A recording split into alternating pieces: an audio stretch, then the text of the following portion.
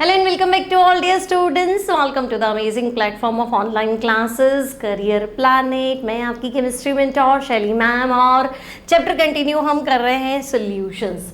ठीक है, continue lectures मिल रहे हैं. अच्छे अच्छे नोट्स बनाना, अपने अकॉर्डिंग नोट्स बनाओ. हर बार यही कहती हूँ, जो बच्चे ड्रॉपर हैं, जो बच्चे नीट की तैयारी कर रहे हैं, जेई की तैयारी कर रहे हैं, बड़े बड़े नोट्स बनाने की ज़रूरत नहीं है. जो जो टॉपिक तुम्हें लगता है कि हाँ ये सिंपल है, ये मुझे आता है, उसको नहीं लिखो.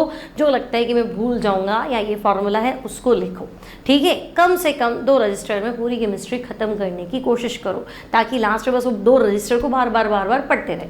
ठीक है, समझ में आ गया. कोई क्वेश्चन अच्छा लगे कि हाँ इसमें कॉन्सेप्ट अच्छा है, ये मैं भूल सकता हूँ या ये थोड़ा नया है, उसको आप क्वेश्चन को डायरेक्ट ऐड करो. क्लियर है. चलो, पिछले टर्न पे हमने सीखा था कॉलिगेटिव प्रॉपर्टीज़. मैंने आपको सिखाया था कॉलिगेटिव प्रॉपर्टीज़, हिंदी में बोलते हैं अणुसंख्यक गुण, है ना. ऐसी प्रॉपर्टी, पहली बात तो फिजिकल प्रॉपर्टी, केमिकल प्रॉपर्टी नहीं. ठीक है, फिजिकल प्रॉपर्टी जो हमने सॉल्यूशन बनाया है, उसमें जो सॉल्यूट मिलाया है वो कितना मिलाया है, उसके मोल्स कितने हैं, उसके पार्टिकल्स कितने हैं, कणों की संख्या कितनी है, उस पर डिपेंड कर रही है. उसे हमने कहा था कॉलिगेटिव प्रॉपर्टी. 4 तरह की कॉलिगेटिव प्रॉपर्टी होती है. पहली बोलो RLVP, relative lowering of vapour pressure. दूसरी एबुलियोस्कोपी, बॉइलिंग पॉइंट एलिवेशन, क्वथनांक उन्नयन. तीसरी क्रायोस्कोपी, है ना, क्या था, फ्रीजिंग पॉइंट डिप्रेशन, मांग अवनमन. ठीक है, और चौथी जिसको हम आज डिस्कस करने वाले हैं, कॉलिगेटिव प्रॉपर्टी पूछे तो ऑस्मोटिक प्रेशर, है ना. और ऑस्मोटिक प्रेशर से पहले हम पढ़ेंगे ऑस्मोसिस. बात समझ में आ रही है. ऑस्मोटिक प्रेशर कॉलिगेटिव प्रॉपर्टी है, ऑस्मोसिस नहीं है. बॉइलिंग पॉइंट एलिवेशन, उन्नयन, ये कॉलिगेटिव प्रॉपर्टी है. बॉइलिंग पॉइंट कॉलिगेटिव प्रॉपर्टी नहीं है. फ्रीजिंग पॉइंट पे होने वाला डिप्रेशन, कमी, वो कॉलिगेटिव प्रॉपर्टी है. और relative lowering of vapour pressure वो डिपेंड करता है पार्टिकल्स की संख्या पे. तो RLVP एक कॉलिगेटिव प्रॉपर्टी है. तो आज का टॉपिक है बच्चे ऑस्मोसिस. ठीक है भाई, तो ऑस्मोसिस क्या है, तो हम कहेंगे देखो ऑस्मोसिस पढ़ने से पहले डिफ्यूजन पढ़ लेते, है ना. तो डिफ्यूजन, अब ये डिफ्यूजन क्या है, तो देखो मैंने मान लो एक वेसल में पानी भर दिया. ठीक है, यहाँ पे वाटर है और मैं तुम्हें कह रही हूँ ऐसा करो, पोटेशियम पर मैंगनेट डाल दो. पोटेशियम पर मैंगनेट होता है बेटा KMnO4, है ना. कलर तुम्हें दिख ही गया, पर्पल कलर का होता है. तो तुम कहोगे अच्छा ठीक है, पोटेशियम पर मैंगनेट डाल दे दो. लो डाल दो. ठीक है, अब तुमने कुछ स्टेयरिंग वगैरह नहीं करी, इसको तुमने बिल्कुल भी है ना मिक्स नहीं करा, तो भी तुम क्या देखोगे, थोड़ी देर में पूरा का पूरा पोटेशियम पर मैंगनेट जो है वो उसमें फैल जाएगा और मुझे एक होमोजीनियस सोल्यूशन मिल जाएगा. होमोजीनियस मतलब समझे ना, बराबर, सब में ना जो कलर है वो बराबर है. ठीक है, मतलब तो देखो मैंने तो KMnO4 मिला था, पानी था, पिंक कलर का है ये. तो ये जो सॉल्यूशन है ना बेटा वो ऐसा मिलेगा मुझे, बिल्कुल ऐसा. तो मैं कहूँगी ये तो फैल गया, है ना. ये तो क्या हुआ, इसके अंदर फैल गया बिल्कुल ही. तो अब ये कहना क्या चाह रहा है कि हाँ फैल गया, है ना. आपने मिक्स किया तो ये कुछ ऐसा हो गया. ठीक है, तो ये अपनी हाई कंसंट्रेशन से लो कंसंट्रेशन, KMnO4 यहाँ कम मिलाया था, फिर धीरे धीरे क्या वो बराबर फैल गया, है ना. तो ये अपनी हाई कंसंट्रेशन से लो कंसंट्रेशन की तरफ चला, हाई से चला, लो की तरफ चला. कब तक चलेगा, तो जब तक एक सार नहीं हो जाता. एक सार नहीं हो जाता मतलब इक्वली डिस्ट्रीब्यूट नहीं हो जाता, होमोजीनियस नहीं बन जाता. तो हम कहेंगे कि तब तक चलेगा जब तक कि होमोजीनियस सॉल्यूशन ना बन जाए. और इस घटना को मैं क्या बोलूँगी, तो भाई इस घटना को मैं बोलूँगी डिफ्यूजन. ठीक है, डिफ्यूजन को हिंदी में लिखते हैं विसरण, डिफ्यूजन.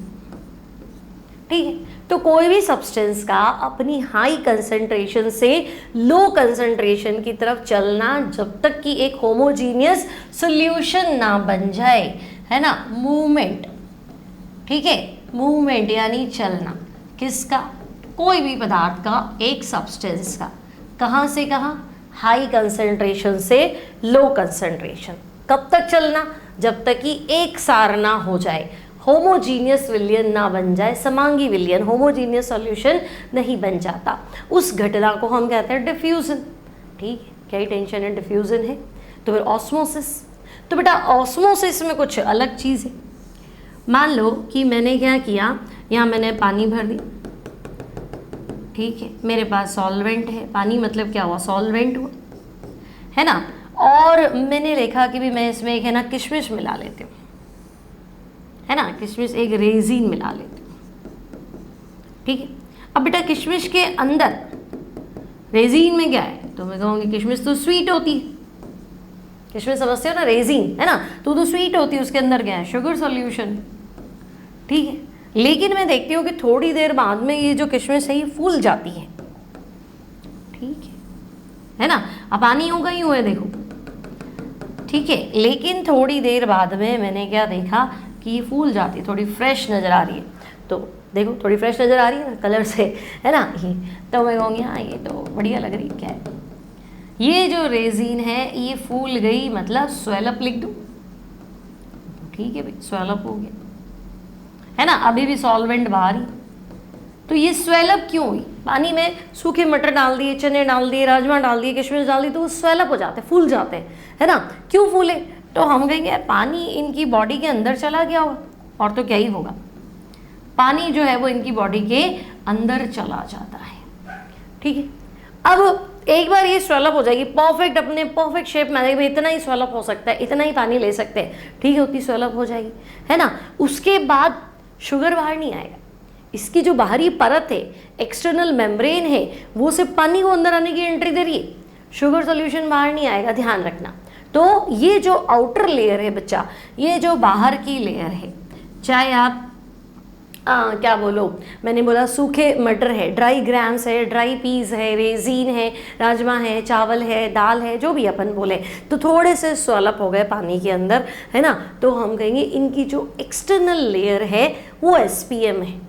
एसपीएम का मतलब है सेमी परमिएबल मेम्ब्रेन, सेमी मतलब आधा, अर्ध पारगम्य झिल्ली, सेमी परमिएबल मेम्ब्रेन, आधी ही परमिएबल है, आधी परमिशन दे रही है, तो हम कहेंगे हाँ पानी को तो अंदर आने की परमिशन दे रही है, शुगर है, सॉल्ट है, जो भी हमारा सोल्यूट है, उसको बाहर आने की परमिशन नहीं दे रही है। तो ये जो घटना है ना बच्चे, यहाँ से यहाँ कि तुमने किशमिश को पानी में डुबो दिया, कौन सी घटना है, तो तुम कहोगे ऑस्मोसिस। लेकिन KMnO4 पानी में घोला और एक होमोजीनियस सोल्यूशन बन गया, ये कौन सी घटना है, तो तुम कहोगे डिफ्यूजन, ठीक है, बात समझ में आ गई, है ना। तो मुझे सेमी परमिएबल मेम्ब्रेन में क्या चाहिए, तो मैं कहूँगी सॉरी, मुझे ऑस्मोसिस में क्या चाहिए, तो एसपीएम चाहिए। यहाँ कोई permeable membrane, semi permeable membrane कुछ नहीं चाहिए, ये तब तक चलेगा जब तक कि एक होमोजीनियस सोल्यूशन नहीं बन जाता, है ना। ये तब तक चलेगा जब तक इसकी कैपेसिटी है, ये कितना वाटर अपनी बॉडी के अंदर क्या कर सकता है, एक्सेप्ट कर सकता है, तब तक ये चलेगा। आगे बात समझ में, तो हम कहेंगे ओके, दिखने में एक जैसे है, यहाँ से वाटर ही चल रहा है, यहाँ आपका सब्सटेंस चल रहा है, तो यहाँ सिर्फ सॉल्वेंट चलता है, सोल्यूशन नहीं चलता है। सोल्यूशन में से भी सॉल्वेंट निकल के चलेगा, मतलब नमक का घोल है ना, तो नमक नहीं चलेगा, पानी चल सकता है, डिपेंड करता है सामने वाले की कंसंट्रेशन कितनी ज़्यादा है। आगे बात समझ में, वापस देखो पहले तो है ना कुछ एनसीईआरटी की एग्जांपल्स, ये बच्चा लिख लेना कॉपी के अंदर, क्योंकि मैंने आपको पहले ही बताया नीट है, जेई है, साफ बोला गया है, एनसीईआरटी लाइन टू लाइन पढ़ेंगे, उसमें से क्वेश्चन बनेंगे। तो ये कुछ इंपॉर्टेंट पॉइंट्स है जो मैंने लिखे हैं, वो आपको भी लिखने। देखो dry piece, dry grams, resin, समझ में आ गया, सूखे मटर हैं, चने हैं, किशमिश है, जब इनको पानी में रखते हैं तो ये स्वेलअप हो जाते हैं, फूल जाते हैं। सिमिलरली बॉइल्ड एग है, वो उसको भी प्योर वाटर में रखो तो वो भी स्वेलअप हो जाते हैं। विल्टेड फ्लावर्स मतलब मुरझाए हुए फूल है, उनको भी आपने पानी में रखा तो वो रिवाइव हो जाता है, वापस जान आ जाती है ना, वापस पानी को अपनी बॉडी में लेके और बिल्कुल फ्रेश हो जाता है। सिमिलरली आपकी बुक में कैरेट का भी एग्जाम्पल दिया हुआ है, कैरेट जो है बॉडी उसकी बिखर गई है, या मतलब क्या बोलते हैं लचीला हो गया है, और अगर हमने सूख गया एक तरह से, ऐसा मान लो वाटर बॉडी से बाहर चला गया है, तो जैसे ही हम उसको पानी में रखते हैं तो अपने ओरिजिनल शेप में आ जाती है, ठीक है।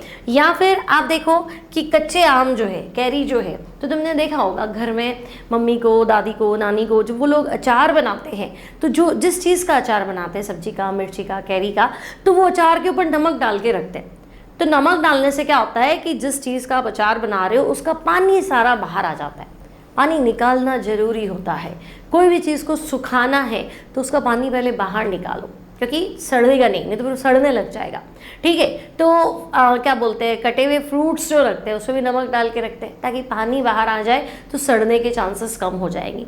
मीट जो है जिसको फ्रोज़न करते हैं अपन, मीट को अपन क्या करेंगे, मांस वगैरह है उसको भी लॉन्ग टाइम तक प्रिजर्व करना है, प्रोटेक्ट रखना है, तो उस पर भी नमक डाल के रखते हैं। तो नमक से क्या हो जाता है, वो डेड हो जाता है, पानी उसकी बॉडी का सारा बाहर आ जाता है, तो उस पर बैक्टीरिया नहीं होगा, इन्फेक्शन नहीं होगा, वो लॉन्ग टाइम तक प्रिजर्व रखा जा सकता है। ये सब आपकी एनसीईआरटी में एग्जाम्पल्स दिए हुए हैं, ये सब पढ़ने हैं, लर्न करने हैं, है ना। आपको ध्यान रखना है इन सब की वजह है ऑस्मोसिस।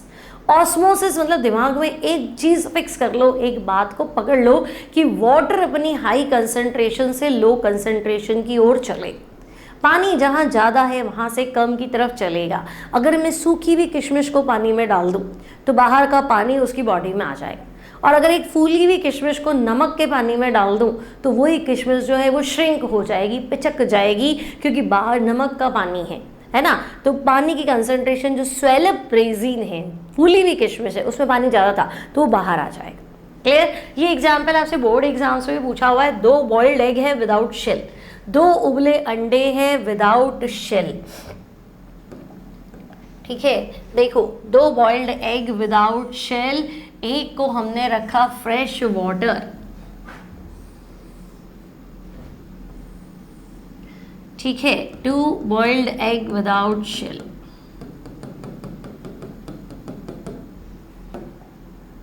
ठीक है भाई, 2 उबले अंडे हैं कवच रहित, शेल नहीं है बाहर का, boiled egg without shell.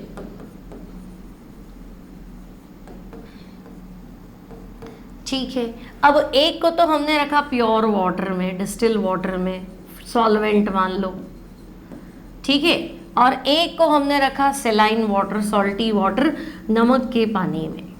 What will you see. और स्टेट बोर्ड में यही सवाल था, बॉइल्ड एग की जगह रॉ मैंगोस था। कच्चे आम को एक को हमने पानी में रखा, एक को नमक के पानी में रखा, क्या हुआ।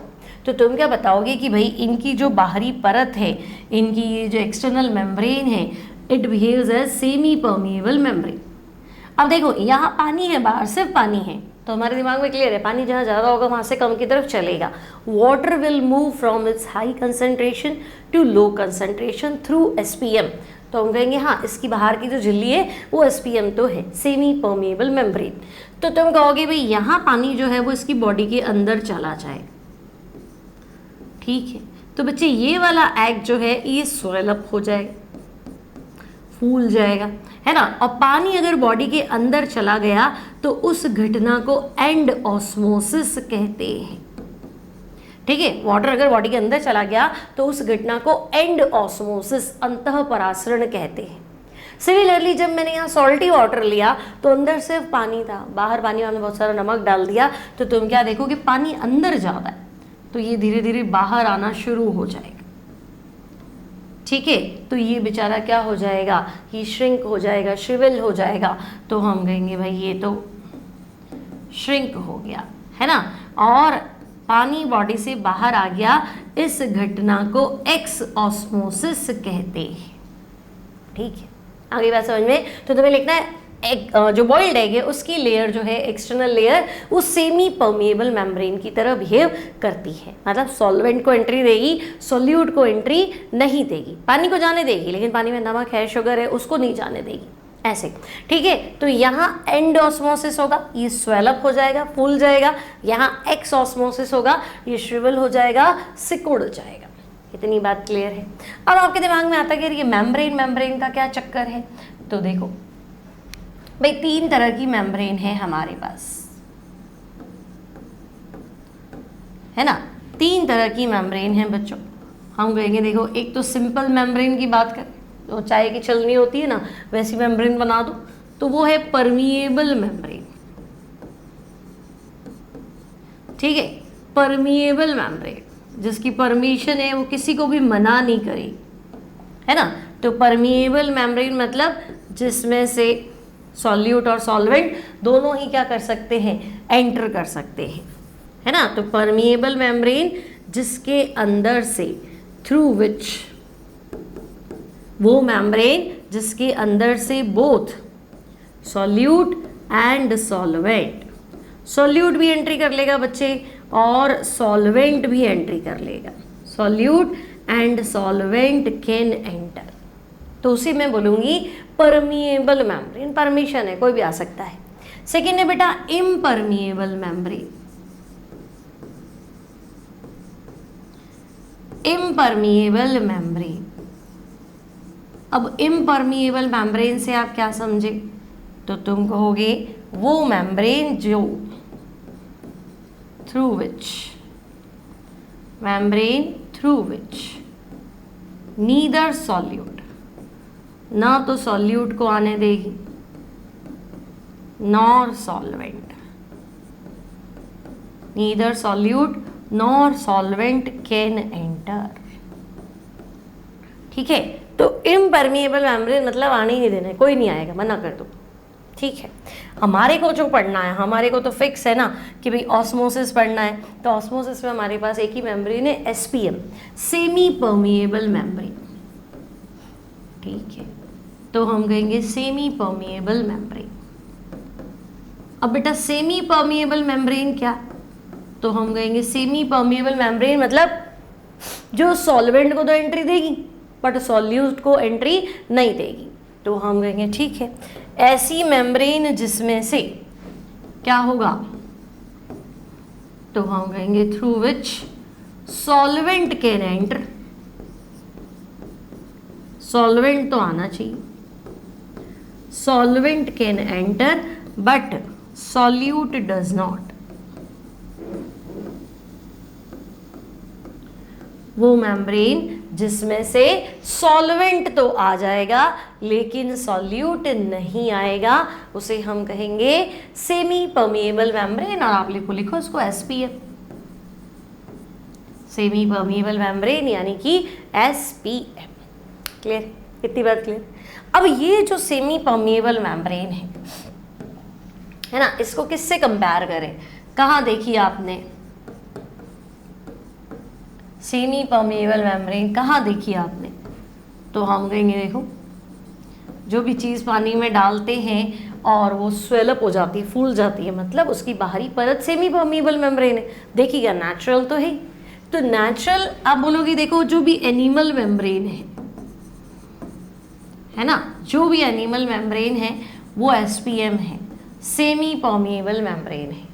जो भी प्लांट मेम्ब्रेन है, ठीक है, इसका नेटवर्किंग ही ऐसा है कि सॉल्वेंट आएगा, सॉल्यूट नहीं आएगा, सॉल्यूट बड़ा है वो नहीं आएगा, सॉल्वेंट छोटा पार्टिकल आ जाएगा, तो इसका नेटवर्किंग ऐसा है। तो हम कहेंगे एनिमल मेम्ब्रेन है, प्लांट मेम्ब्रेन है, सेलोफेन है, पर्चमेंट पेपर है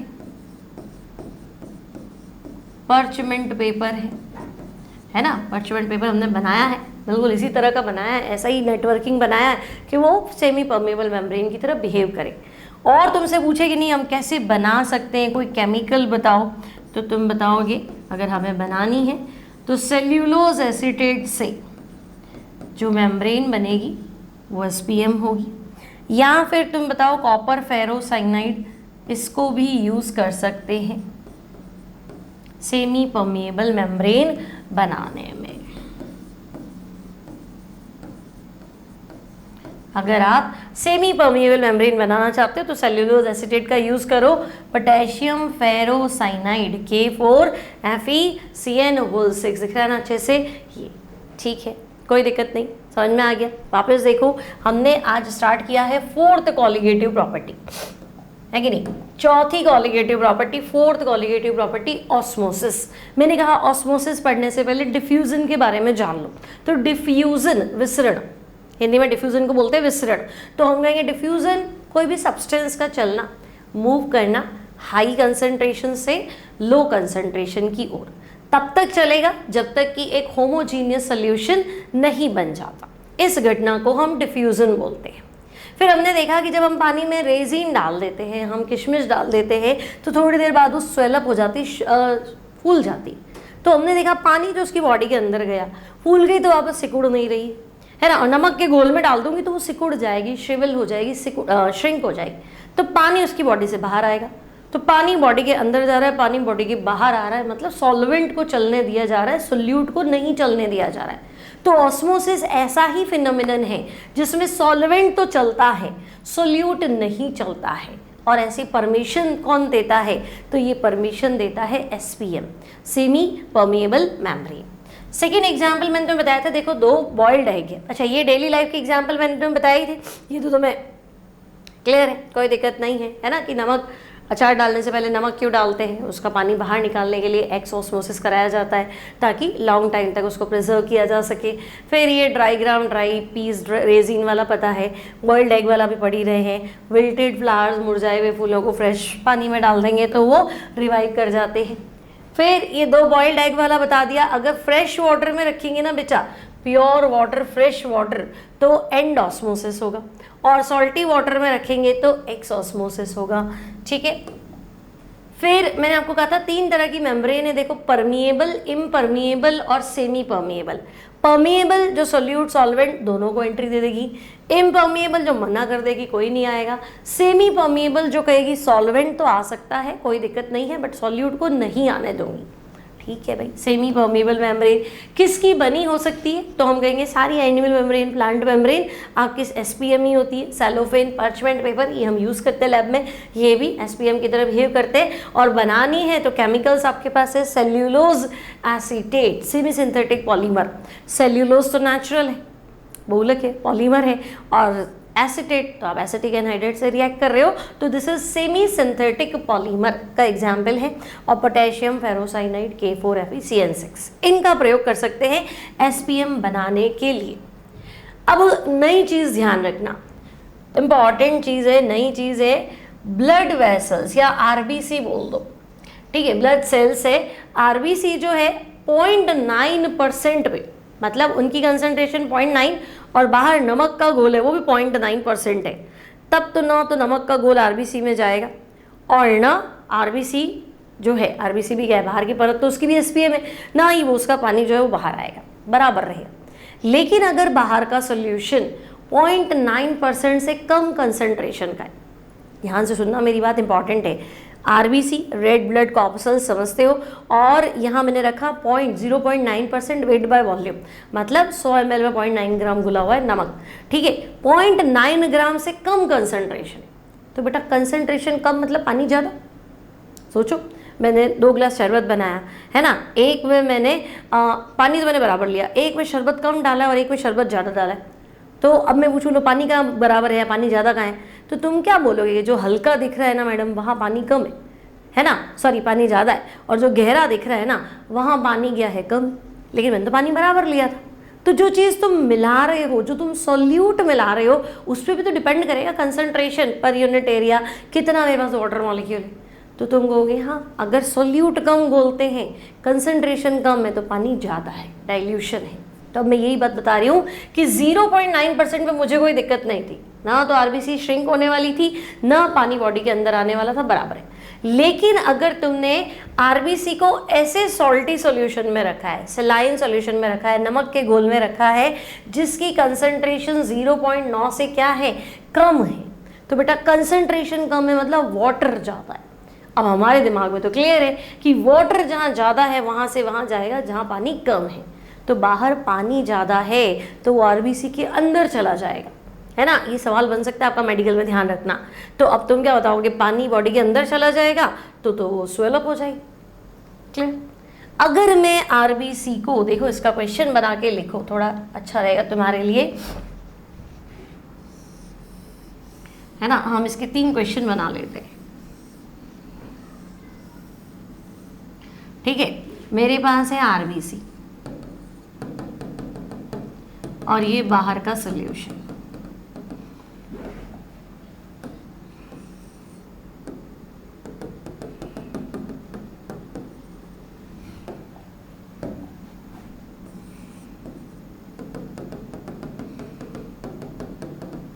ठीक है। अब ये बाहर का सॉल्यूशन जो है वो 0.9% वेट बाय वॉल्यूम है, बाहर के सॉल्यूशन की कंसंट्रेशन।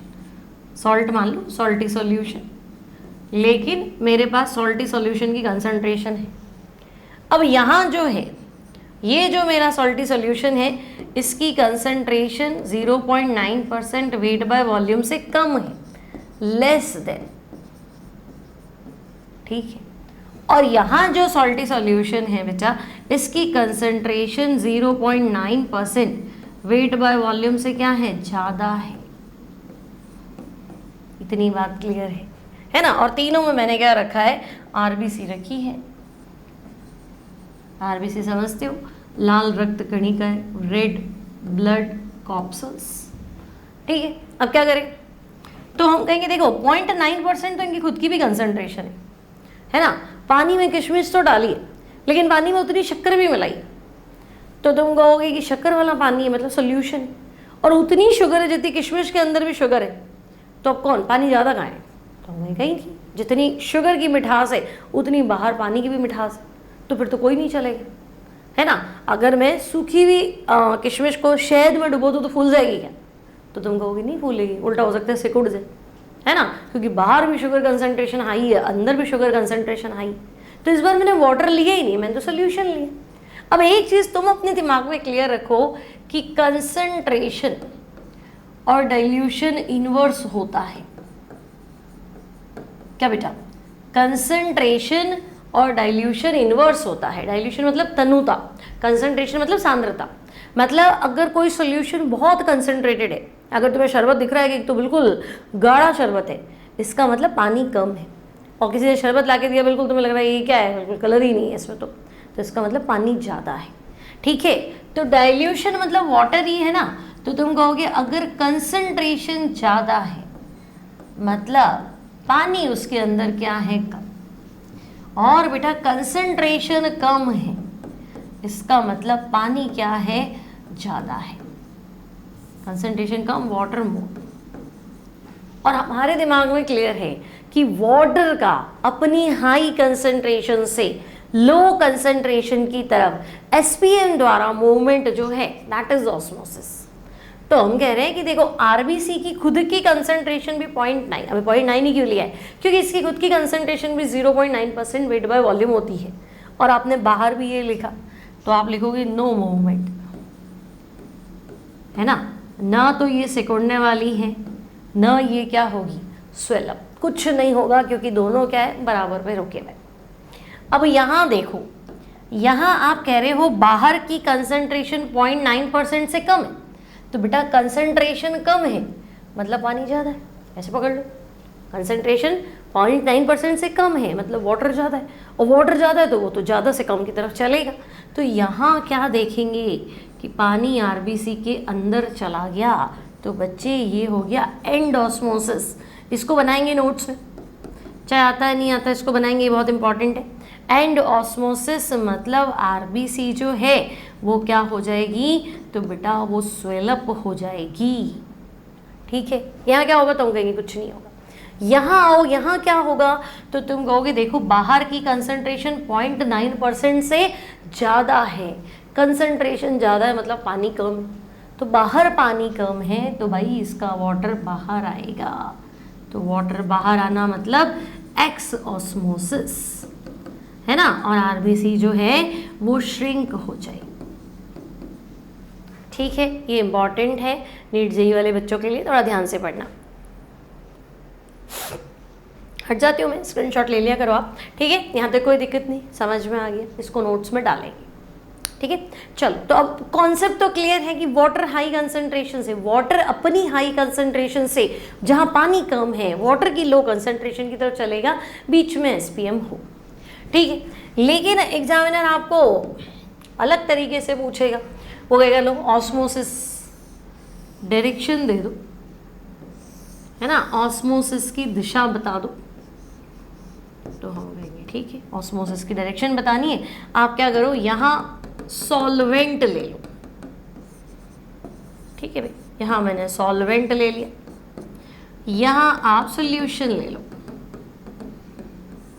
ठीक है। और बीच में बच्चे एसपीएम लगा दो, सेमी परमिएबल मेम्ब्रेन।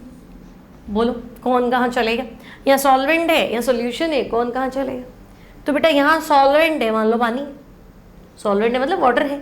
यहाँ सॉल्यूशन है तो मान लो शहद है, ग्लूकोज वाटर है, सिरप है। तो पानी जहाँ ज़्यादा है तो पानी मतलब अकेला ही तो है, यहाँ तो पानी में कुछ मिला है, तो हम कहेंगे ये जाएगा, है ना, ये इधर निकल जाएगा।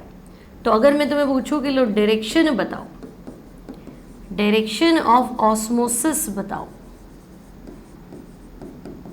तो तुम बोलोगे क्या, सॉल्वेंट से चलेंगे, सॉल्यूशन की तरफ चलेंगे और बीच में क्या होना चाहिए, एसपीएम। तो यहां डायरेक्शन है सॉल्वेंट टू सॉल्यूशन। क्लियर? तो आप ऐसा भी लिख सकते हो कि सॉल्वेंट चलता है, मतलब मूवमेंट ऑफ सॉल्वेंट, विलायक का गमन, ठीक है, किसकी तरफ, सॉल्यूशन की तरफ, टूवर्ड्स सॉल्यूशन, सॉल्वेंट का मूवमेंट टूवर्ड्स सॉल्यूशन, बीच में क्या, तो बीच में एसपीएम, थ्रू एसपीएम, क्योंकि उसके बिना तो ऑस्मोसिस होगा नहीं ना। तो ऑस्मोसिस की नई डेफिनेशन क्या बनाई, तो हम कहेंगे देखो सॉल्वेंट का मूवमेंट है सॉल्यूशन की तरफ, बीच में सेमी परमिएबल मेम्ब्रेन होना जरूरी है। अगर ऐसा है तो ऑस्मोसिस, ठीक है, फिर क्या ही दिक्कत है ना। तो हम कुछ और सोचते, मान लो इस बार हम कुछ नया करते, हमने क्या किया, इस बार दोनों तरफ सॉल्यूशन भर दिया। एसपीएम तो जरूरी, बिना सेमी परमिएबल मेम्ब्रेन के ऑस्मोसिस कंसिडर ही नहीं होगा, ठीक है। तो हमने क्या किया, इधर भी सॉल्यूशन भर दिया, है ना, सॉल्यूशन ए, और इधर भी सॉल्यूशन फिल कर दिया, सॉल्यूशन बी, ठीक है, सॉल्यूशन ए, सॉल्यूशन बी। यहाँ मान लो 1 मोल पर लीटर कंसंट्रेशन है, यहाँ 2 मोल पर लीटर कंसंट्रेशन है, और मैंने आपसे डायरेक्शन पूछ ली। ऐसा करो, डायरेक्शन बता दो, ठीक है।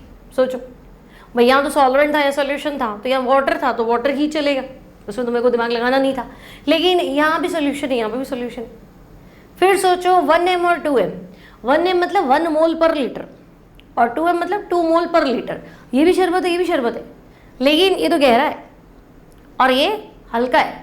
तो जो हल्का है उसमें पानी ज़्यादा है और जो गाढ़ा है उसमें पानी कम है, कंसंट्रेशन कम पानी ज़्यादा। अभी तो सिखाया था, बोलो, अभी तो बताया था कंसंट्रेशन डाइल्यूशन इन्वर्स होते, कंसंट्रेशन कम है पानी ज़्यादा है, कंसंट्रेशन ज़्यादा है पानी कम है, और पानी हाई से लो चलना है, डायरेक्शन तो पता ही थी। तो हम कहेंगे कंसंट्रेशन 1m है, कंसंट्रेशन 2m है, यहाँ कंसंट्रेशन कम है, वाटर ज़्यादा है, वहाँ कंसंट्रेशन ज़्यादा है, वाटर कम है। तो वाटर तो हाई से लो चलेगा, मतलब ये तो ऐसे चलेगा, है ना। तो डायरेक्शन पूछे तो A to B, है ना, और डेफिनेशन में फंसाए तो तुम बताओ सॉल्यूशन अपनी लो कंसंट्रेशन से हाई कंसंट्रेशन की तरफ चलता है। तो बोलेगा अभी तो हाई टू लो बताया था, लेकिन वो तो वाटर की बात करी थी, वाटर हाई से लो चलेगा। तो जहाँ वाटर हाई होगा पानी ज़्यादा होगा, सांद्रता कम हो जाएगी, और जहाँ वाटर कम होगा, है ना, पानी कम है, वहाँ कंसंट्रेशन हाई हो जाएगी। तो सॉल्यूशन हमेशा लो कंसंट्रेशन से हाई कंसंट्रेशन की तरफ चलेगा, बीच में एसपीएम होना जरूरी है। क्लियर, बात समझ में आ गई। तो ये सारे जो एग्जाम्पल्स है ये ऑस्मोसिस के हैं, इसमें आपको गलती नहीं करनी है ना। और डेफिनेशन आप यहाँ लिख सकते हैं, मूवमेंट ऑफ सॉल्यूशन, ठीक है, movement of solution from low concentration, concentration low, water more, ठीक है, to high concentration, concentration high, water less, through SPM, है ना। उसको भी हम क्या बोलेंगे, तो उसको भी हम ऑस्मोसिस बोलेंगे। बोलो, क्लियर है यहाँ तक की बात। ऑस्मोसिस क्या होता है अब तो कोई परेशानी नहीं है ना। दिमाग में सिर्फ एक बात रखनी है, वाटर हाई से वाटर लो की तरफ चलेगा, बीच में सेमी परमिएबल मेम्ब्रेन होनी चाहिए, ठीक है। अब आगे बढ़ते, ऑस्मोटिक प्रेशर से आप क्या समझे। तो देखो अब वापस वही बात हो गई कि भाई मैंने अपना सिंपल वाला डायग्राम बना दिया कि भाई देखो ऑस्मोसिस समझाओ, तो तुम कहोगे यहाँ तो सॉल्वेंट लेना होता है ना, और यहाँ सॉल्यूशन लेना होता है।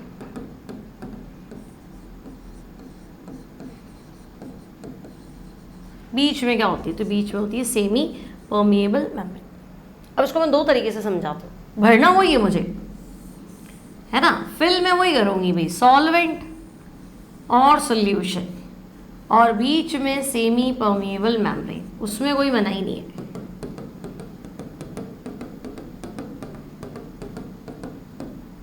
ठीक है, फिल वही करेंगे बेटा, यहाँ पे हम सॉल्वेंट फिल करेंगे,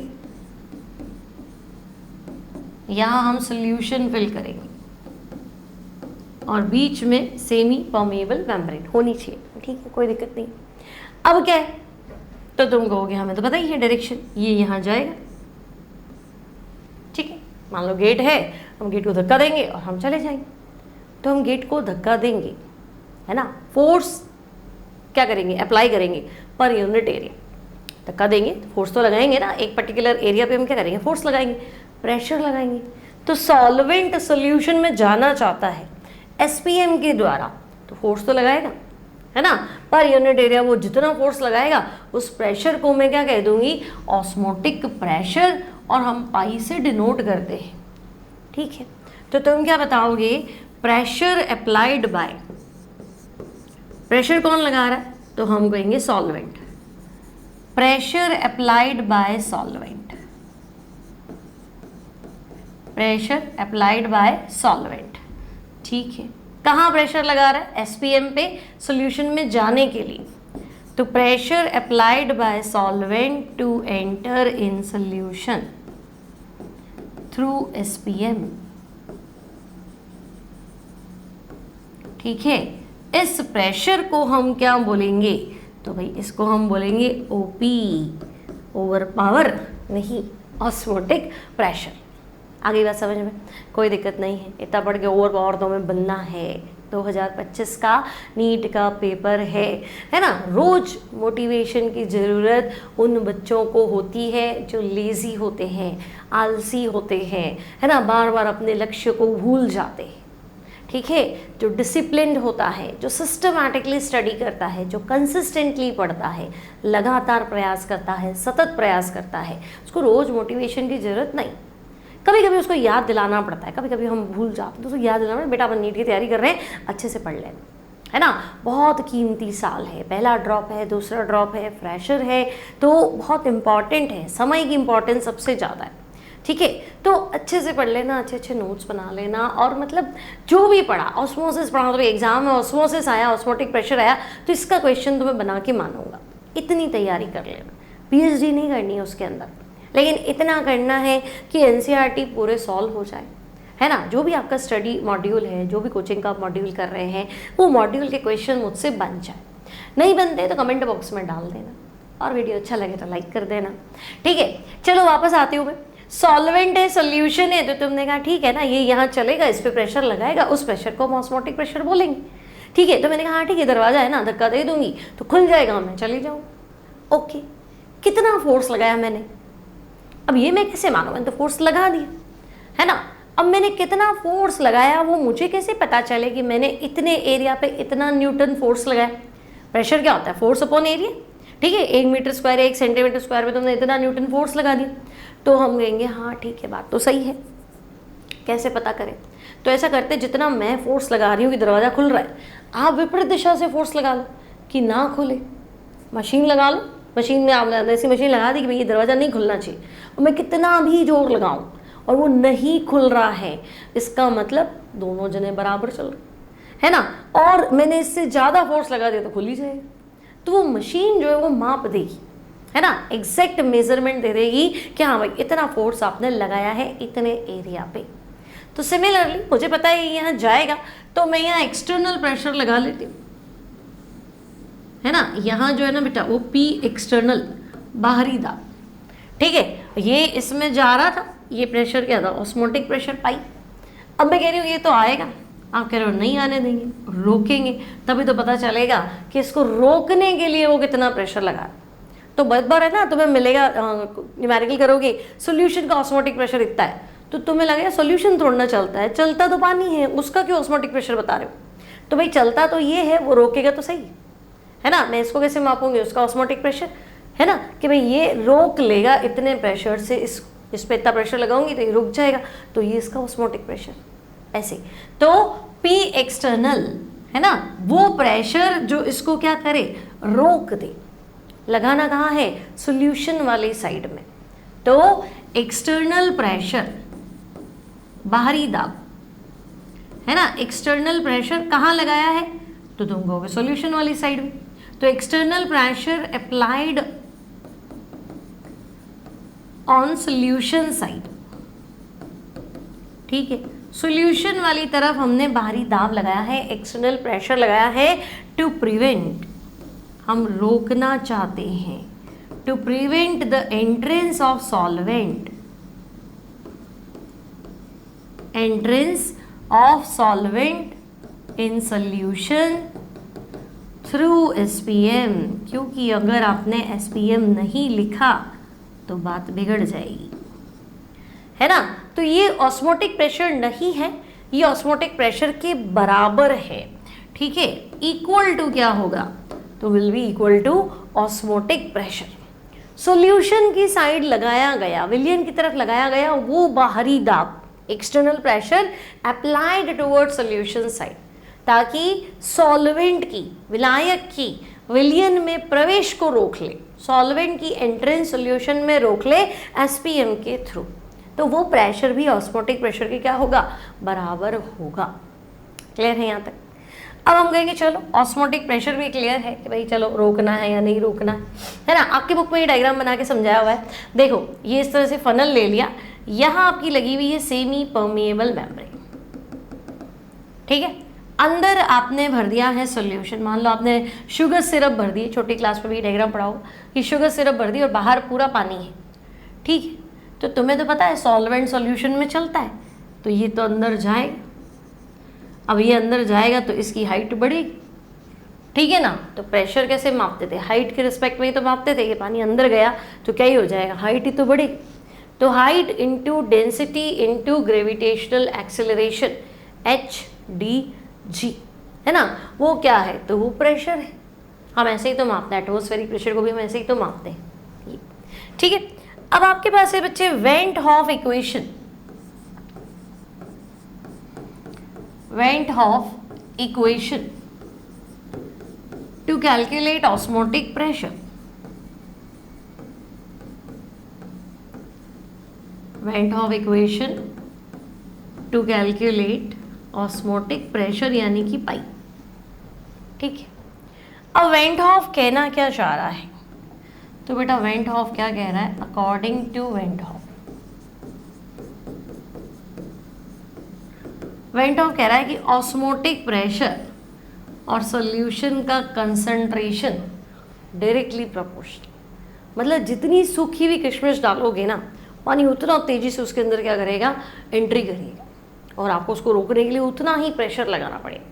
मतलब अगर मैं शहद भर दूँ और पानी है तो प्रेशर बहुत लगाना पड़ेगा पानी को रोकने के लिए, है ना। लेकिन मैं सिंपल पानी में 1 चम्मच शक्कर डाल दूँ और इधर सिंपल वाटर रख दूँ बीच में SPM, तो इसको इतना इंटरेस्ट नहीं होगा कि जाऊँ, क्योंकि पानी ऑलरेडी है, तो मुझे इतना प्रेशर भी नहीं लगाना पड़ेगा इसको रोकने के लिए।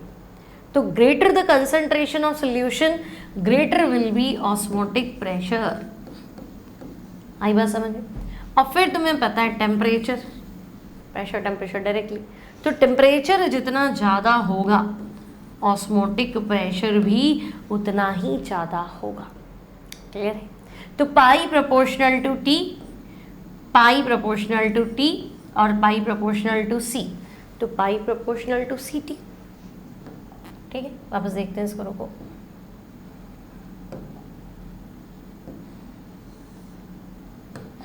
यहाँ जाते हैं, देखो क्या बोला मैंने, according to van't Hoff pi concentration के डायरेक्टली प्रोपोर्शनल, पाई टेम्परेचर के भी डायरेक्टली प्रोपोर्शनल, तो पाई C और T के डायरेक्टली प्रोपोर्शनल, तो pi equals to CST। S जो है बच्चे वो है सॉल्यूशन कांस्टेंट, है ना। S जो है दैट इज सॉल्यूशन कांस्टेंट, और इसकी वैल्यू जो है वो हम कैलकुलेट करेंगे तो R के बराबर आती है। R पढ़ा है ना, 0.0821 ATM into litre. Gas constant पढ़ा है कि नहीं पढ़ा है, मोल इनवर्स केल्विन इनवर्स। तो S की वैल्यू R के बराबर आती है, तो हम कहेंगे ठीक है ना, ऐसा बना लेते हैं पाई इक्वल्स टू CRT। ये मेरा पहला इक्वेशन। ऑस्मोटिक प्रेशर कैलकुलेट करने के लिए pi equals to CRT। Now C क्या है? तो भाई कंसंट्रेशन है। कंसंट्रेशन होती है मोल पर लीटर। तो नया फॉर्मूला ये भी तो बना सकते हो, pi equals to nRT upon V। Concentration होती है मोल पर लीटर, है ना। N क्या है? मोल। V क्या है? लीटर। तो pi equals to nRT upon V। ठीक है, अब मोल का फॉर्मूला भी तो बताए। मोल क्या होता है? Mass upon molar mass. तो मैं ऐसे भी तो लिख सकती हूँ, pi equals to WRT upon MV। क्या बचा? Pi equals to WRT upon MV। W क्या है? मास। M क्या है? मोलर मास, है ना। और V क्या है? वॉल्यूम, और वॉल्यूम लीटर में। V है वॉल्यूम और वॉल्यूम लीटर में। तो आप ऐसा भी कह सकते हो, अच्छा pi equals to WRT upon MV। यहाँ तक कोई समस्या नहीं। तो ये वेंट ऑफ इक्वेशन है ऑस्मोटिक प्रेशर को कैलकुलेट करने का। अब ध्यान से देखो, पाई प्रोपोर्शनल टू कंसंट्रेशन, है ना, या pi proportional to moles of solute. ठीक है, तो है ही ना, moles of solute present in per litre, volume 1 litre कर देती हूँ। तो पाई मोल्स की संख्या के डायरेक्टली प्रोपोर्शनल, तभी तो हम कहते हैं कि osmotic pressure, so that it is considered as, क्या कंसीडर किया है मैंने इसको? तो तुम कहोगे कि भाई ऑस्मोटिक प्रेशर को आपने कॉलिगेटिव प्रॉपर्टी माना है। सबसे बढ़िया कॉलिगेटिव प्रॉपर्टी है ऑस्मोटिक प्रेशर, है ना। क्यों? Why osmotic pressure is a colligative property? तो तुम बोलो ऑस्मोटिक प्रेशर मोल्स के नंबर के क्या है? Directly proportional. Boiling point elevation भी क्या था? मोल्स के नंबर के प्रोपोर्शनल था। फ्रीजिंग पॉइंट डिप्रेशन वो भी मोल्स पर डिपेंड कर रहा था। और RLVP तो एक सोल्यूट था, एक के मोल अपॉन सबके मोल, तो मोल्स की संख्या पर डिपेंड कर रहा था। तो जो भी सोल्यूट के number of moles per depend करता है, that is a colligative property. अब मैंने कहा सबसे बढ़िया कॉलिगेटिव प्रॉपर्टी ऑस्मोटिक प्रेशर है। क्यों? तो देखो, एक तो है ना, मेरा यहाँ मोलारिटी से काम चल रहा है, मोल्स पर लीटर। बाकी जितनी भी कॉलिगेटिव प्रॉपर्टी ली थी वहाँ तुमने मोलारिटी ली थी। तो इसमें क्या है? मोलारिटी तो ज़्यादा बढ़िया थी, है ना, टेम्परेचर पर डिपेंड नहीं कर रही थी। आपने तो शुरू में पढ़ा था कि मोलारिटी वाले एक्सपेरिमेंट ज़्यादा रिलायबल है, क्योंकि ताप बदलने से कम मोलारिटी तो नहीं बदलती। लेकिन ऑस्मोटिक प्रेशर जो है, आपसे सवाल पूछा जाएगा कि बायोमोलिक्यूल्स, मैक्रोमोलिक्यूल्स या पॉलीमर्स। पॉलीमर मतलब तुम ऐसे मान लो, जैसे ये स्विचेस मान लो, बेकेलाइट मान लो, है ना, स्टाइरीन मान लो, जो भी अपन घर में काम में ले रहे हैं वो सारे क्या है? पॉलीमर्स ही। बायोमोलिक्यूल जैसे तुम प्रोटीन ले लो, विटामिन ले लो, DNA ले लो, RNA ले लो। और मैक्रोमोलिक्यूल्स तो जाइंट मॉलिक्यूल्स जो है वो ले लो। तो हम कहेंगे जितने भी पॉलीमर्स है, बायोमोलिक्यूल है, मैक्रोमोलिक्यूल है, एक तरह से जाइंट मॉलिक्यूल है सारे के सारे, वो उनका मोलर मास निकालने के लिए ऑस्मोटिक प्रेशर बेस्ट मेथड है। क्यों? किसी से ही ले लेते। तो हम कहते देखो, एक तो ऑस्मोटिक प्रेशर रूम टेम्परेचर पे कैलकुलेट हो जाता है। अब मैं हाई, जैसे मैं कहूँ बॉइलिंग पॉइंट एलिवेशन से निकालूँ, तो पहले मैं उस चीज़ को लिक्विड में घोलूँ, फिर बॉईल करूँ, फिर मैं देखूँ कितना एलिवेट हुआ, है ना। तो मतलब मान लो कोई हाई टेम्परेचर पे स्टेबल नहीं होता है तो हम कहेंगे हाँ बॉइलिंग पॉइंट एलिवेशन में गड़बड़ हो जाएगी। फिर आपको नीचे फ्रीजिंग पॉइंट डिप्रेशन से निकाल लो, तो भी फ्रीजिंग पॉइंट डिप्रेशन से भी निकाल लो, मतलब वो चीज़ घुले तो सही। मान लो भाई पॉलीमर्स वगैरह ही नहीं घुले तो अगर सोल्यूबिलिटी कम है, टेम्परेचर पे, हाई टेम्परेचर पे आप स्टेबल नहीं हो, तो बॉइलिंग पॉइंट एलिवेशन और ये सब तो गड़बड़ हो गया। दूसरा, ऑस्मोटिक प्रेशर का जो वैल्यू है ना काफ़ी अच्छा खासा आता है। इनकी वैल्यूज़ का जो मैग्नीट्यूड है, मतलब ऐसे जैसे ना मेरा आंसर है 0.005, तो मैंने कहता है 0.0049, तो भी डिफ्रेंशिएट ही नहीं हो रहा है क्या कितना कम है, मैं कैसे कैलकुलेट करूँ। लेकिन यहाँ आंसर्स बड़े आते हैं, है ना। मेरा ऑस्मोटिक प्रेशर मान लो 5 ATM आया, 10 ATM आया, तो थोड़ा आंसर रिलायबल तो है कि हाँ इस पर हम दाव लगा सकते हैं ऐसे। तो ऑस्मोटिक प्रेशर मोलर मास निकालने का बेस्ट मेथड है। फिर से इसको NCERT में से लिया है, ये नोट्स में डालोगे, चाहे कितना ही अच्छे से पढ़ा हो, इस चीज़ को नोट्स में डालोगे, इंपॉर्टेंट है ना। देखो, osmotic pressure is the best method to calculate molar mass of polymer, biomolecule और मैक्रोमोलिक्यूल। ये सवाल बनेगा पॉलीमर्स का, बायोमोलिक्यूल का, मैक्रोमोलिक्यूल का मोलर मास, अणुभार निकालने के लिए सबसे अच्छी विधि कौन सी है? ऑस्मोटिक प्रेशर मेथड, परासरण दाब विधि। क्यों है? तो देखो, एक तो मैं इसको रूम टेम्परेचर, कमरे के ताप पे मेजर कर सकती हूँ। दूसरा, मुझे यहाँ मोलारिटी मिल गया एज कंपेयर टू मोलालिटी, ठीक है, क्योंकि ज़्यादातर हमारे सॉल्यूशंस मोलारिटी पे होते हैं। फिर as compare to other colligative property, इसका magnitude even for dilute solution, Raoult's law वगैरह सब तो डाइल्यूट पे अप्लाई होते थे, तो अगर मैं डाइल्यूट सॉल्यूशन भी बनाऊंगी ना, तो ऑस्मोटिक प्रेशर की अच्छी खासी वैल्यू आएगी, एक अच्छा डेटा मेरे पास क्या होगा? कलेक्ट होगा, तो मैं अपना आंसर दे सकती हूँ ज़्यादा भरोसे के साथ, ठीक है। और क्या कहना चाह रहा है? तो the technique of osmotic pressure for determination of molar mass of solute is particularly useful for biomolecule as they are not stable at high temperature. तो भाई हाई टेम्परेचर वो स्टेबल ही नहीं है, तो फिर बॉइलिंग पॉइंट एलिवेशन से कैसे निकाले? तो हमने कहा जान दो।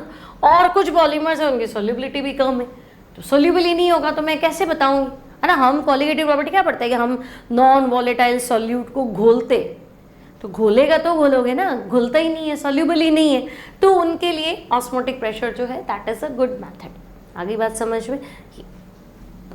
अब हम कहेंगे चलो ऑस्मोटिक प्रेशर हमारा क्लियर है। नेक्स्ट हमारे पास टॉपिक है बेटा आइसोटोनिक, हाइपरटोनिक और हाइपोटोनिक। अब ये क्या है? तो देखो, खत्म होने वाला लेक्चर, ठीक है। इफ टू सॉल्यूशंस हैव, दो सॉल्यूशन है ना, और मैं यहाँ 3 केस ले लेती हूँ। केस 1, ठीक है, 2 सॉल्यूशन है। केस 1 में पहले की कंसंट्रेशन दूसरे की कंसंट्रेशन के बराबर है और टेम्परेचर जो है वो कांस्टेंट है। तो तुम कहोगे अभी तो मैंने पढ़ा था pi equals to CRT, temperature constant है, R तो वैसे ही गैस कांस्टेंट है, तो C1 इक्वल्स टू C2। मतलब तो मैं कहूँगी अगर एक ही टेम्परेचर पे 2 सॉल्यूशन का कंसंट्रेशन कांस्टेंट है तो उनका पाई 1 भी क्या होगा? पाई 2 के बराबर होगा। तो ऐसे सॉल्यूशन जिनका ऑस्मोटिक प्रेशर क्या होता है? बराबर होता है, उन्हें हम कहते हैं आइसोटोनिक सॉल्यूशन, ठीक है। ऐसे सॉल्यूशन जिनका ऑस्मोटिक प्रेशर बराबर होता है, solutions having same osmotic pressure, ठीक है बेटा। ऐसे सॉल्यूशन जिनका ऑस्मोटिक प्रेशर क्या होता है? बराबर होता है, वो आपके है आइसोटोनिक सॉल्यूशन। क्लियर? अब हम ले लेते हैं केस 2, ठीक है। मान लो C1 ग्रेटर देन C2 है, टेम्परेचर अभी भी कांस्टेंट है, ठीक है। C1 ग्रेटर देन C2, तो तुम कहोगे पाई 1 ग्रेटर देन पाई 2, ठीक है। तो बच्चे जिस सॉल्यूशन का ऑस्मोटिक प्रेशर ज़्यादा है वो हाइपरटोनिक है, अति परासरी। ये है समपरासरी, समान परासरण दाब।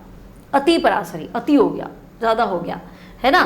तो हाइपरटोनिक सॉल्यूशन वो सॉल्यूशन जिसका ऑस्मोटिक प्रेशर दूसरे के कंपैरेटिवली ज़्यादा है, whose osmotic pressure is higher than other,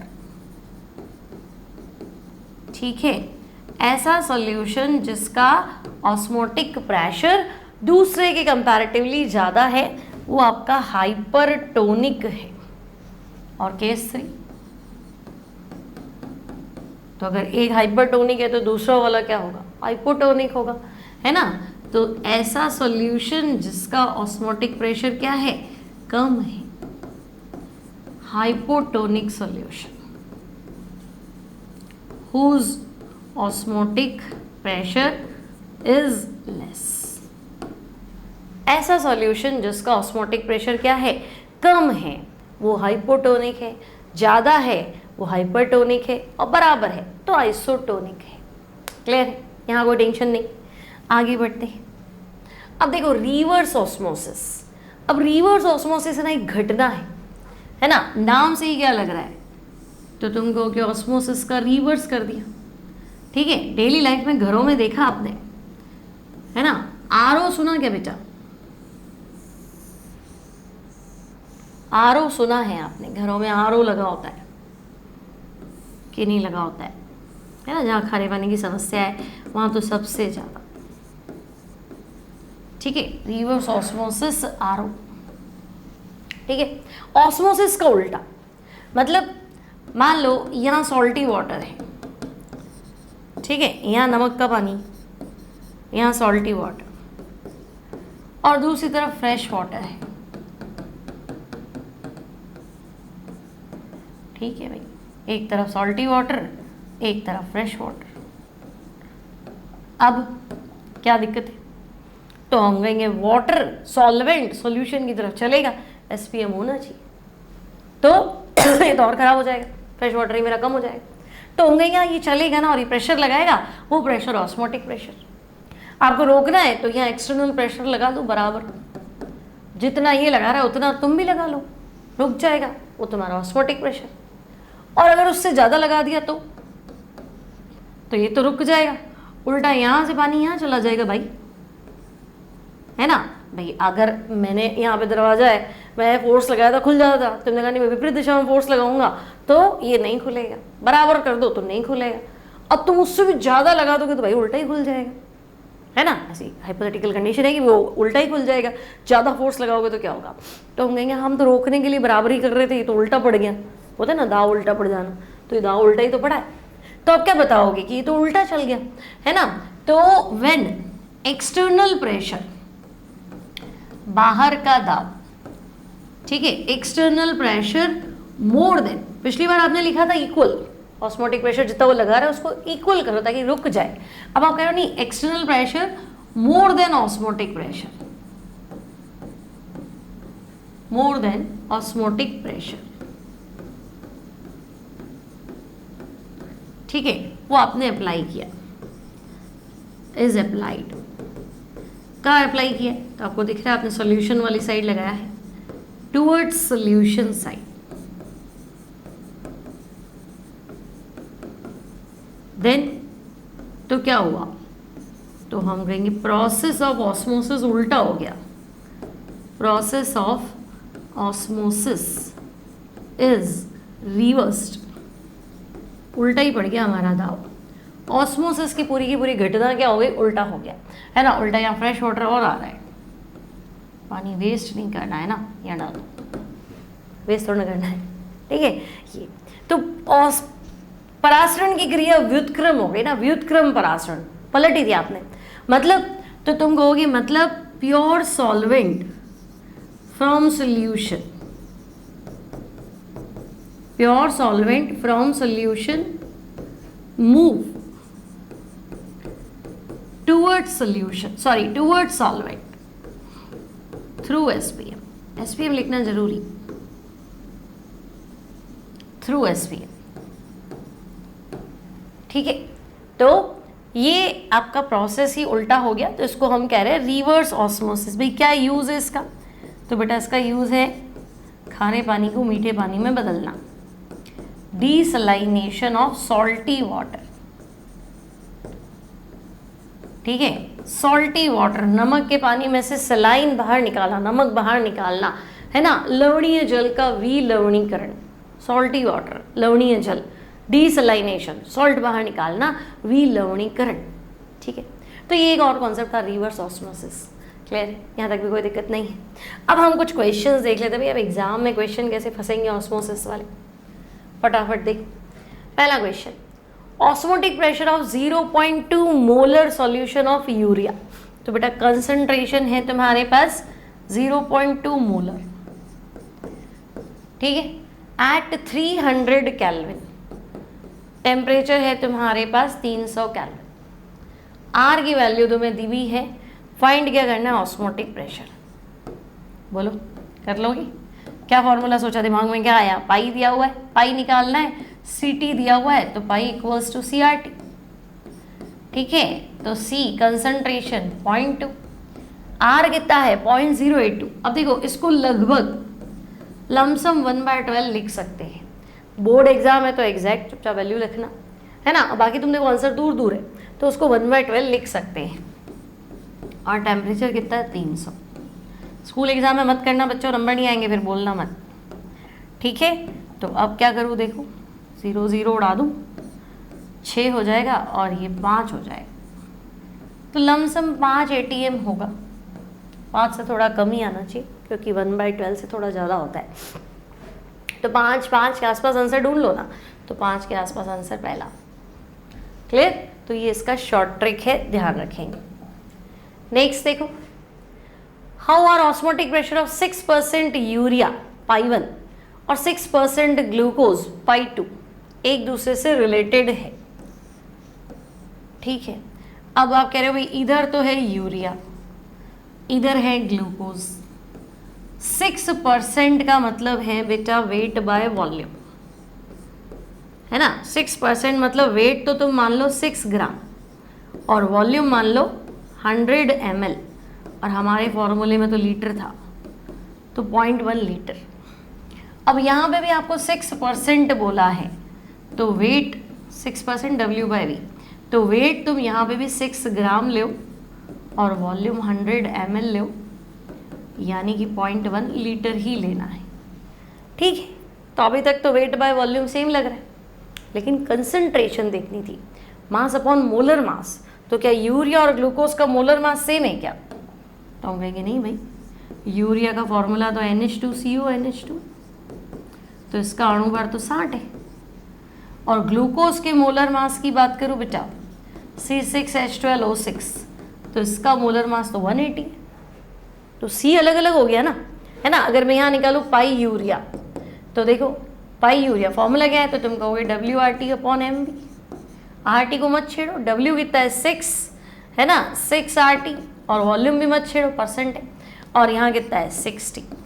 तो यहाँ मेरा आंसर है 0.1 RT/V। यहाँ आ जाओ पाई ग्लूकोज, तो बच्चे पाई ग्लूकोज वही WRT, W कितना है 6, M कितना है 180, RT और V को मत छेड़ो, तो भाई ये 1/30 है और ये 0.1 है, 1/10 है, तो ये ज़्यादा है ना, वो कम है ना। 0.1 है और ये कितना है 1/30 है ना, तो 0.1 से तो क्या हुआ, कम ही हुआ, है ना। तो हम कहेंगे भाई ये पाई ग्लूकोज कम है, पाई यूरिया ज़्यादा है, पाई 1 ग्रेटर देन पाई 2, है ना, 0.03 के आसपास आ रहा है, तो हम कहेंगे हमारा आंसर होगा ये। समझ में आ गया? RT/V को मत छेड़ो, मतलब RT/V को कांस्टेंट मान लो, 1 मान लो, तो भाई R तो सेम है, टेम्परेचर दोनों का सेम है, अलग अलग तो दिया नहीं है ना। और वॉल्यूम इसका भी क्या लेना, 1.1 लीटर, और इसका भी कितना है 0.1 लीटर, क्योंकि परसेंटेज में था ना, इसलिए, ठीक है। नेक्स्ट देखो, हाईएस्ट ऑस्मोटिक प्रेशर। तो देखो अब वैसे तो इन सब की कंसंट्रेशन बराबर है, पाई इक्वल्स टू CRT, आप तो कह रहे हो सबकी कंसंट्रेशन क्या है, बराबर है, लेकिन ये टूटेगा ना बेटा। ये तो तब था जब आपका जो सब्सटेंस था वो नॉन इलेक्ट्रोलाइट है। नॉन इलेक्ट्रोलाइट मतलब पीसी नहीं होते, उसके आयन से ही नहीं बनते। 1 मोल घोल रहे हो तो पानी में जाके 1 मोल है, लेकिन आप कह रहे हो नहीं ये सब तो टूटने वाले हैं, NaCl, CaCl2, AlCl3, है ना। तो नॉन इलेक्ट्रोलाइट का I1 होता है। बाकी आप फॉर्मूले में आप लिखेंगे पाई इक्वल्स टू ICRT। अब C सेम है लेकिन I चेक करो, तो हम कहेंगे NaCl का I तो 2, 1 सोडियम 1 क्लोराइड, बोलेगा 1 मोल है, पानी में जाएगा जाती 2 हो जाएगा। यूरिया तो अभी इसका तो कुछ नहीं होता, इसका तो I1 है, बोलेगा भी 1 मोल, पानी में जाएगा तो भी 1 मोल। CaCl2 तो बेटा 1 कैल्शियम 2 क्लोराइड, बोलेगा मैं 1 ऊपर, पानी में जाएगा 3 हो जाएगा। और AlCl3 1 Al3Cl तो पानी में जाके 4 हो जाएगा। तो आप कहोगे भाई I बढ़ेगा तो पाई बढ़ेगा, है ना। और हाईएस्ट ही तो पूछा है, तो हाईएस्ट I इसका है, पाई भी हाईएस्ट इसका होगा। क्लियर है? नेक्स्ट देखो, 5% solution of cane sugar isotonic with 0.877% of X। ठीक है, आइसोटोनिक मतलब समपरासरी, समान परासरण दाब, समपरासरी।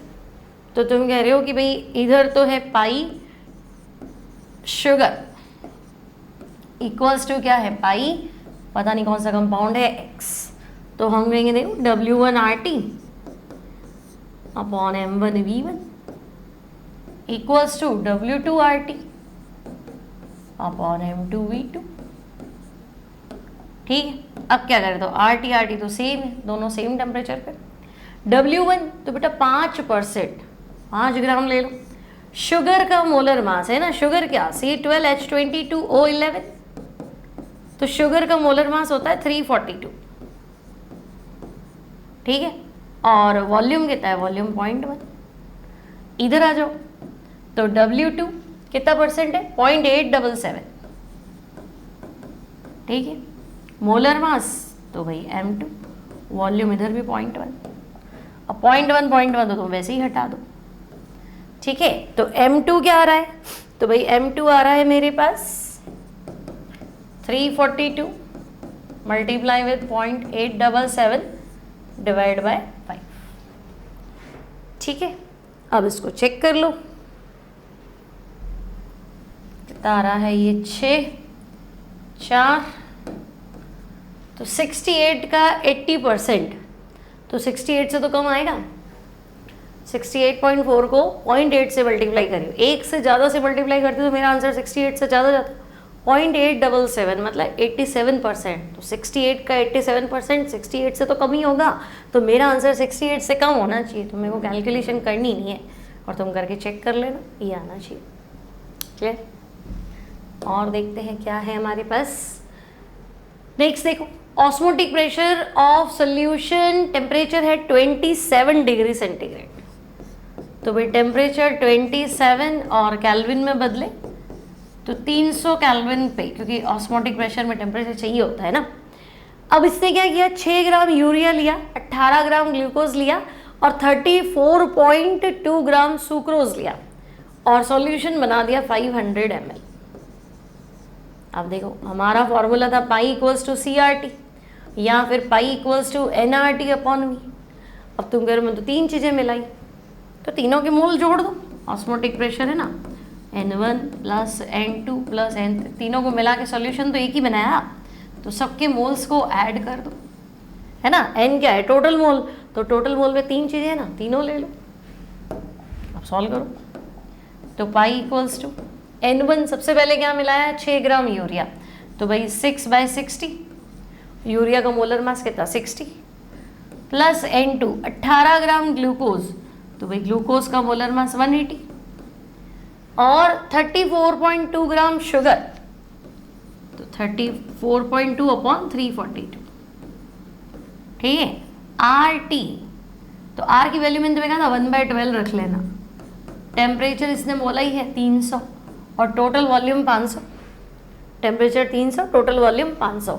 1/12 मैंने R को लिया है, कंफ्यूज मत होना, 0.0 आंसर ATM में ना, 0.082 ATM, लगभग 1/12। आंसर थोड़े दूर ही है, आ जाएगा। देखो अब ये सब 0.1 है क्या, गिनो 6/60 कितना होता है 0.1, ये भी 0.1, वो भी 0.1, तो 0.3 इंटू 300 अपॉन 12 इंटू 500। एक पॉइंट और उड़ा लेते चलो, ये तो भाई 9 ओह 500 ml है ना, लीटर में कन्वर्ट करो, फॉर्मूले में हमें क्या चाहिए था, वॉल्यूम लीटर में, तो 500 ml मतलब 0.5 लीटर, तो 500 की जगह यहाँ 0.5 कर देते हैं।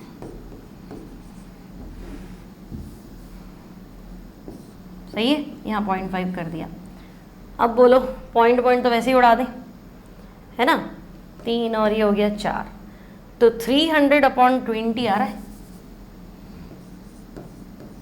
300/20 मतलब 15 के आसपास आना चाहिए, है ना, और थोड़ा कम ही आना चाहिए ना, 12 जो लिया है, 12 से थोड़ा ज़्यादा होता है, तो मेरा आंसर लमसम 15 ATM है ना, और उससे कम, तो एक ही आंसर है, देख लो आंसर 3।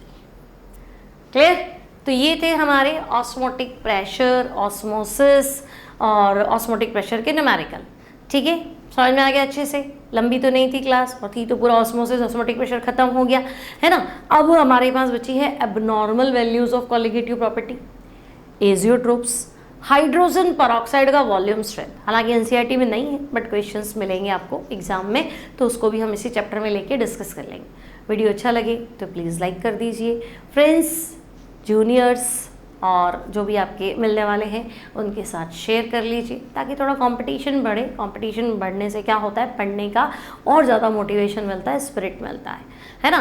तो क्योंकि मैं ही पढ़ लूँ, मेरे पास वॉच टाइम बहुत है, मतलब जो देखता है वो तो पूरा देखता है, लेकिन वो शेयर नहीं करता है कि नहीं नहीं यार मैं ही पढ़ रहा हूँ, अच्छी जगह मिल रही है तो चलो पढ़ लेता हूँ तो वो थोड़ी गड़बड़ हो जाती है। तो थोड़ा सा कर लीजिए, बहुत मेहनत लगती है इस तरह के वीडियोस बनाने में।